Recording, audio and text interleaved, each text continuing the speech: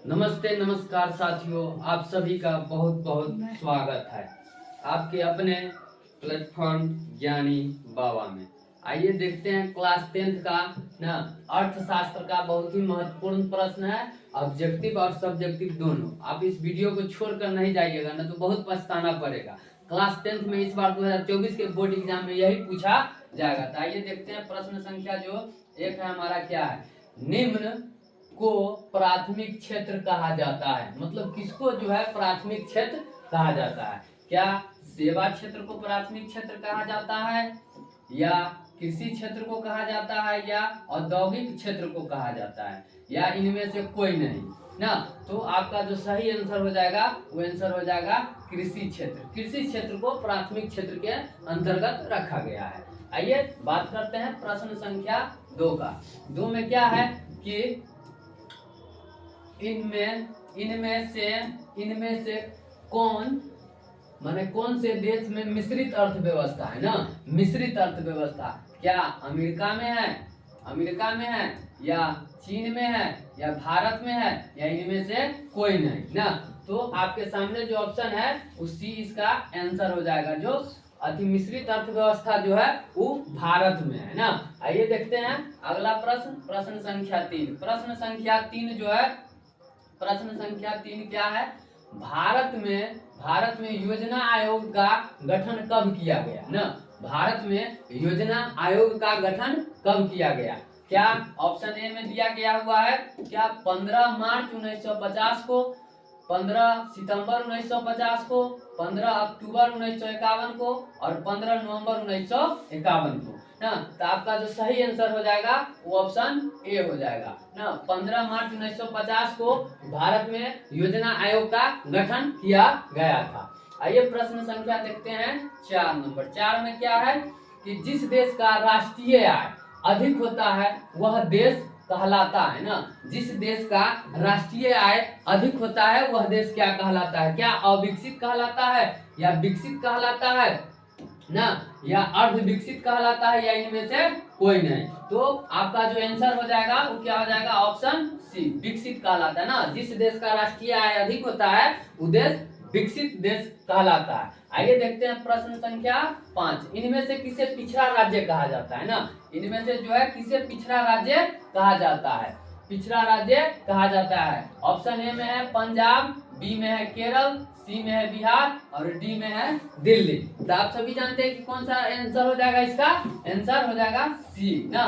सी, बिहार को पिछड़ा राज्य कहा जाता है। आइए देखते हैं अगला प्रश्न संख्या 6 क्या है कि अर्थव्यवस्था किसे कहते हैं ना? अर्थव्यवस्था किसे कहते हैं? अर्थव्यवस्था किसे कहते हैं? अर्थव्यवस्था एक ऐसा तंत्र या ढांचा है जिसके अंतर्गत विभिन्न प्रकार की आर्थिक क्रियाएं संपादित की जाती है ना। जैसे कृषि, उद्योग, व्यापार, बैंकिंग, बीमा, परिवहन तथा संचार आदि ना। मतलब ये सब क्या है? अर्थव्यवस्था है। अर्थव्यवस्था एक ऐसा तंत्र या ढांचा है ना, इसका जो ढांचा मतलब क्या होता है? बनावट, जिसके अंतर्गत विभिन्न प्रकार की आर्थिक क्रियाएं का मतलब क्या हो गया? जिसका हम लोग जो उपयोग करते हैं। तो कृषि का, उद्योग का, व्यापार का, बैंकिंग, बीमा, परिवहन तथा संचार, इस सभी का हम लोग उपयोग करते हैं। ये सब क्या है? अर्थव्यवस्था कहलाता है। अगला प्रश्न देखते हैं, प्रश्न संख्या कितना? 7। मिश्रित अर्थव्यवस्था क्या है? सभी प्रश्न एकदम VVI है, जो आपके बोर्ड एग्जाम 2024 में पूछा जा सकता है, इसलिए इसको अच्छे से पढ़ ले। मिश्रित अर्थव्यवस्था पूंजीवादी तथा समाजवादी ना। पूंजीवादी तथा समाजवादी अर्थव्यवस्था का मिश्रण है। मतलब मिश्रित जो अर्थव्यवस्था है उसमें पूंजीवादी भी आता है और समाजवादी अर्थव्यवस्था भी आता है, दोनों का मिश्रण है। मिश्रित अर्थव्यवस्था वह अर्थव्यवस्था है जहां उत्पादन के साधनों का स्वामित्व मतलब उसका मालिक ना। स्वामित्व मतलब क्या होगा? उसका मालिक सरकार ना। कहने का मतलब क्या हुआ? सरकार तथा निजी व्यक्तियों के पास होता है। भारत में मिश्रित अर्थव्यवस्था है। देखिए, सरकार कहने का मतलब जो सरकार है, निजी मतलब कोई विशेष आदमी ना, उनके हाथों में होता है, वैसे व्यक्तियों के पास होता है, उसे हम लोग मिश्रित अर्थव्यवस्था कहते हैं। भारत में जो है मिश्रित अर्थव्यवस्था पाया जाता है। प्रश्न संख्या देखते हैं नेक्स्ट, सतत विकास क्या है ना, सतत विकास क्या है।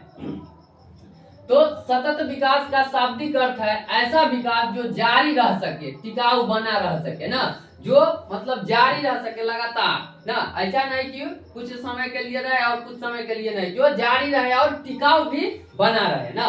सतत विकास में न केवल वर्तमान पीढ़ी बल्कि भावी पीढ़ी के विकास को भी ध्यान में रखा जाता है। ऐसा नहीं है कि वर्तमान में जो अभी है उसी पीढ़ी को, भावी मतलब कि आगे जो आने वाली पीढ़ी है उसको भी ध्यान में रखा जाता है। किसके अंतर्गत, तो सतत विकास के अंतर्गत। आइए देखते हैं अगला प्रश्न। सभी प्रश्न जो है एकदम छाटा हुआ प्रश्न है, जो आपके 2024 के बोर्ड एग्जाम में क्लास 10th में पूछा जा सकता है 100%। तो आइए देखते हैं अगला प्रश्न। अगला प्रश्न जो है हमारा क्या है कि आर्थिक नियोजन क्या है। आर्थिक नियोजन ना, आर्थिक नियोजन क्या है, आर्थिक नियोजन क्या है। आर्थिक नियोजन का अभिप्राय राज्य के अभिकरणों द्वारा देश की आर्थिक संपदा तथा सेवाओं की एक निश्चित अवधि के लिए जरूरतों का पूर्वानुमान लगाना है ना। आर्थिक नियोजन का मतलब क्या हो गया कि आर्थिक नियोजन का अभिप्राय होता है क्या, राज्य के अभिकरणों द्वारा देश की आर्थिक संपदा ना सेवाओं के एक निश्चित अवधि के लिए। ऐसा नहीं है कि कोई मतलब कि जैसे 6 महीना 1 साल, कोई निश्चित अवधि हुआ ना जिसके अंतर्गत होता है संपदा तथा सेवाओं की एक निश्चित अवधि के लिए जरूरतों का पूर्वानुमान लगाना। मतलब पूर्वानुमान मतलब पहले से ही उसका अनुमान लगाया जा सकता है। ठीक है, आइए देखते हैं प्रश्न संख्या क्या है 10।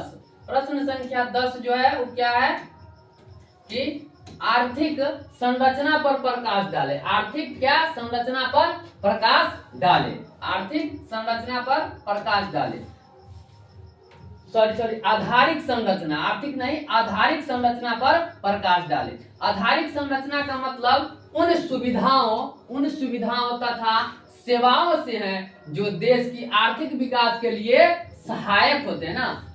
मतलब कि आधारिक संरचना का मतलब क्या होता है कि उन सुविधाओं से जो देश के सेवाओं से है जो देश की आर्थिक विकास के लिए क्या होते हैं, सहायक होते हैं।